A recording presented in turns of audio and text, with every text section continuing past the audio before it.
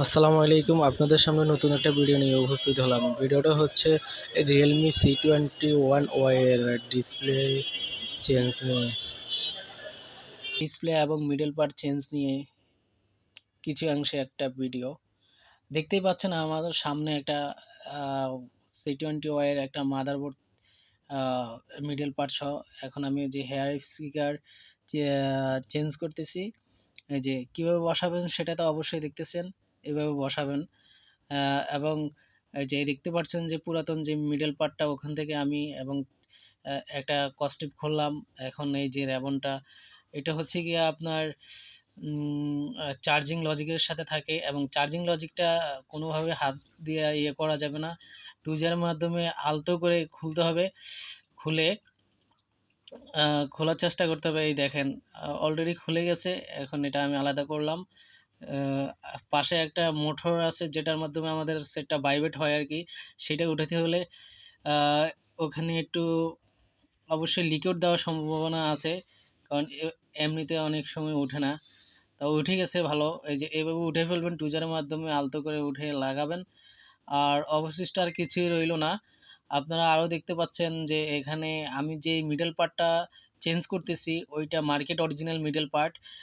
ওইখানে যেভাবে দেওয়া আছে এই কারণে সবগুলা চেঞ্জ করা লাগেনি, কিছু কিছু লাগছে। যেমন আমি হেয়ার স্পিকার চেঞ্জ করতে হয়েছে এবং চার্জিং লজিকের সাথে দেখতেই পাচ্ছেন যে একটা নেটওয়ার্ক এন্টিনা যেটা এখন আমি সেট করতেছি। এইটা আমি যেভাবে সেট করতেছি এইভাবে আপনারা চাইলে এভাবে সেট করতে পারেন, সঠিকভাবে সেট করবেন। এবং এই যে চার্জিং আর লজিকের সাথে যে র্যামনটা, এটা অ্যাকুরেট বসাতে হবে। অ্যাকুরেট না বসালে আপনার মাদারবোর্ড বসাবেন যে ওখানে সঠিকভাবে বসবে না। সেক্ষেত্রে এই যে আমি কিভাবে বসাচ্ছি দেখতেই পাচ্ছেন, এভাবে বসানোর চেষ্টা করবেন।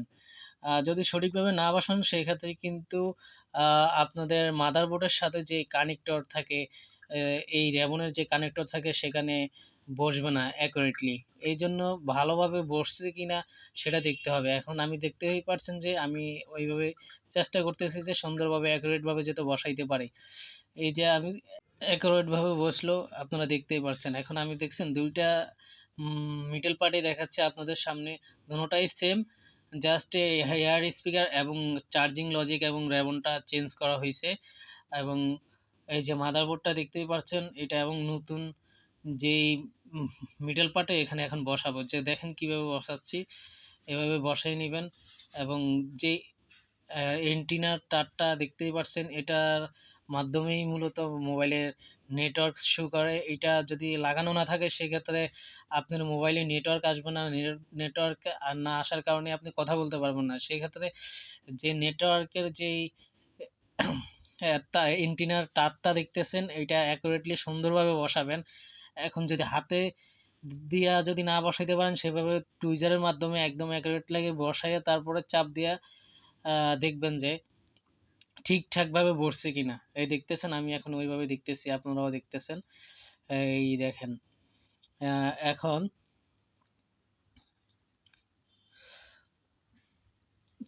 এটা আমি ভালোভাবেই দেখতেছি যে হচ্ছে কিনা।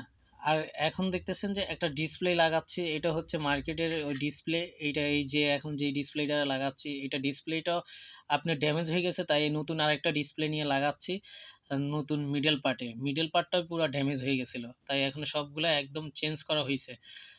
এখন দেখতে পাচ্ছেন যে ওই যে মাদারবোর্ডের কানেক্টর, যে কানেক্টরটার সাথে আপনার র্যামনের সাথে কানেক্টে দেখতেই পাচ্ছেন যে অ্যাকুরেটলি বসছে। কারণ আমি আগে পূর্বেই বলেছি যে অ্যাকুরেটলি যদি আপনার র্যামন না বসে সেক্ষেত্রে আপনার মাদারবোর্ডের সাথে বসবে না, মাদারবোর্ডের কানেক্টরের সাথে মিলবে না। সেই ক্ষেত্রে ওই দিক থেকে আপনি ভালোভাবে দেখে নেবেন। এখন দেখতেই পাচ্ছেন যে মাদারবোর্ড অলরেডি আমরা বসাই ফেলছি। আমাদের সাথেই থাকবেন এবং ভিডিওটা দেখবেন যে কিভাবে কাজ করা হইতেছে, ঠিক আছে? নেক্সট টাইম আপনাদের কাছে যদি এমন কোনো সেট আছে যে মিডল পার্ট চেঞ্জ করা লাগবে এবং ডিসপ্লে চেঞ্জ করা লাগবে ড্যামেজ, সেক্ষেত্রে আপনি আমার এই ভিডিও থেকে আপনি শিখতে পারবেন যে কিভাবে চেঞ্জ করা হয়। দেখতেই পাচ্ছেন যে আমি এখন চেঞ্জ করছি। এখন যে একটা প্রোটেকশন দিচ্ছি সেটা হচ্ছে একটা পুরাতন ডিসপ্লের ভিতর থেকে একটা পলি নিলাম, নিয়ে এটা কেটে লাগাবো আর কি। লাগানোর পরে যেই আপনি ব্যাটারিটা লাগাবো, কারণ সেক্ষেত্রে যে আঠা আছে, আঠার কারণে আপনার ব্যাটারির নিচে যে র্যাবন আছে ওই র্যাবনের প্রবলেম হবে না। অলরেডি আমি লাগাই ফেলছি, দেখতেই পাচ্ছেন যে একটা ব্যাটারিও লাগাইছি, অ্যাডজাস্ট করছি, এবং মাদারবোর্ডের যে উপরে যে কভার ছিল ওইটাও লাগাই ফেলছি। এখন দেখতেই পাচ্ছেন যে অলরেডি অনেকটা কমপ্লিট হয়ে গেছে। আমি মোবাইলে যেই ছোট ছোট নাট ছিল যেগুলাকে স্ক্রু বলা হয় ওগুলো আমি লাগাচ্ছি, দেখতেই পাচ্ছেন। অলরেডি আমার সেটটা কমপ্লিট 99%, আর বাকি আছে শুধু ইয়ে লাগানো। সেটা হচ্ছে গিয়ে আপনার ব্যাকশেলটা আমরা একটু পরেই লাগাবো। এর আগে আমরা এটা ভালোভাবে চেক দিব যে ভালোভাবে কাজ করে কিনা। সেক্ষেত্রে আমাদের সাথেই থাকবেন, আমার ভিডিওটা উপভোগ করবেন, দেখবেন। আরও আপনাদের সামনে ইনশাল্লাহ সামনে আরও নতুন ভিডিও নিয়ে আসব, নতুন কিছু নিয়ে, এবং আমাদের সাথেই থাকবেন নতুন ভিডিও পাওয়ার জন্য, নতুন নতুন সলিউশন পাওয়ার জন্য, ঠিক আছে? এখন আমার হাতে দেখতেই পাচ্ছেন যে C21Y এর একটা ব্যাকশেল।